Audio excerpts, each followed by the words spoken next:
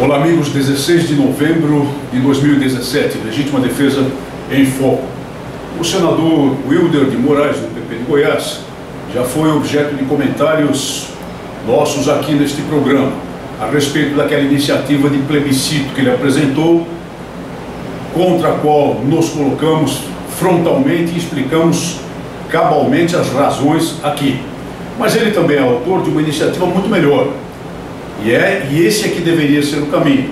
É o projeto de lei número 378 de 2007, do Senado, obviamente, que trata, segundo a exposição de motivos dele, não de acordo com a ementa, não de acordo com o texto propriamente da lei, mas segundo a exposição de motivos dele, que é muito importante, de instituir um estatuto do armamento no país. Portanto, uma ideia de contraposição ao atual, existente, draconiano, impróprio, indevido Estatuto do Desarmamento. Já começa bem por aí. Por que o projeto de Wilder Moraes é bom? Primeiro, porque ele é enxuto. E ele, nesse sentido, e em muitos dos seus termos, guarda um paralelismo e uma certa equivalência com o projeto que já comentamos aqui também, do deputado Marcelo Aguiar, o projeto número 7075 de 2007. Navega mais ou menos nas mesmas águas.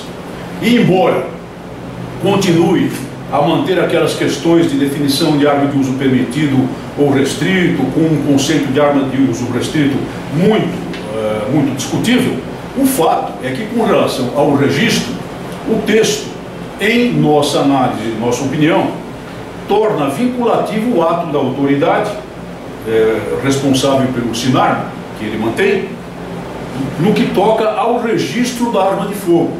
E o registro, obviamente, pressupõe a aquisição.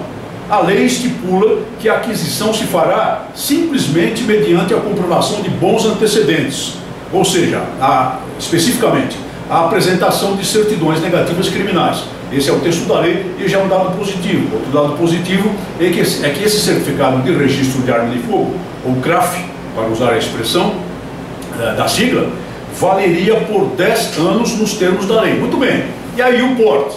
O porte, embora no artigo 6º ele estabeleça que depende de prévia emissão de licença da autoridade competente, tem o parágrafo 3º do mesmo artigo. E como sabemos, o parágrafo do artigo modifica o próprio artigo, modifica, conforme as circunstâncias, o caput do artigo. E, no nosso entender, ele traz uma vinculação de emissão do porte a 3 comprovações.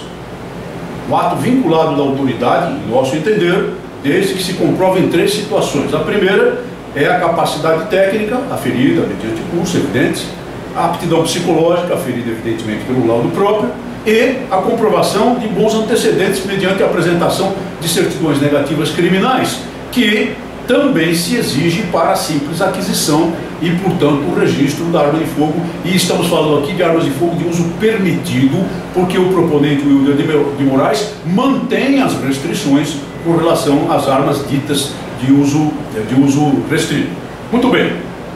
Sendo a nossa interpretação correta, e cremos que é, temos, portanto, 2 situações vinculativas à autoridade policial.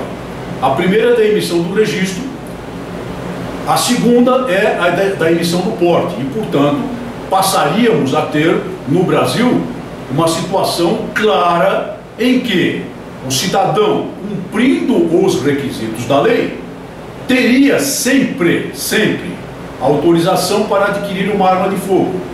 E teria, quase sempre, desde que cumpridos os 2 requisitos, o técnico e o psicológico, também a permissão para o porte de arma de fogo. Alguém poderia perguntar, bom, mas a lei não fala de prazo para o porte? Não fala. Mas como fala de prazo para o certificado de registro, e como o porte depende do registro, infere-se do texto, com toda a clareza lógica, que também o porte deveria ser renovado a cada 10 anos, o que é uma situação, tanto num caso como no outro, do registro do porte, bem melhor para as pessoas comuns do que aquela hoje existente. Não é o ideal, mas é um texto infinitamente melhor do que o amaldiçoado texto do Estatuto do Desarmamento. Outro dado positivo é que a apresentação de projetos de lei nesse sentido vai furando o casco, vai furando a blindagem do encouraçado do Estatuto do Desarmamento e vai levando os parlamentares, de uma maneira ou de outra, a colocar em pauta a questão do respeito à decisão popular do referendo de 2005, pondo o assunto do debate parlamentar e daqui a mais algum tempo colocando-o em pauta de votação do Senado, bem como da Câmara dos Deputados, no caso do projeto relacionado a Marcelo de Aguiar, do que falamos agora há pouco. São dados, portanto, positivos e vamos continuar a nossa luta.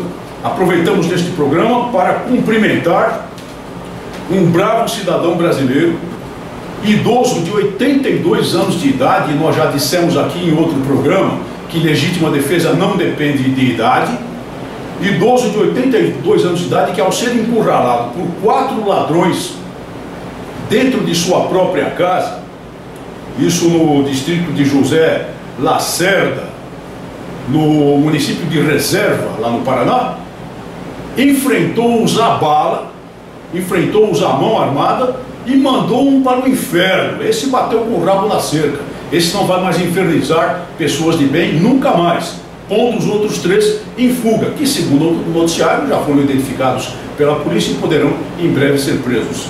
Se pudéssemos, nós daríamos uma medalha a esse bravo cidadão idoso de 82 anos, brasileiro de bem, lá do Paraná, que nos dá esse exemplo de cidadania, exemplo de bravura cidadã. Muito obrigado por sua atenção e até o nosso próximo programa.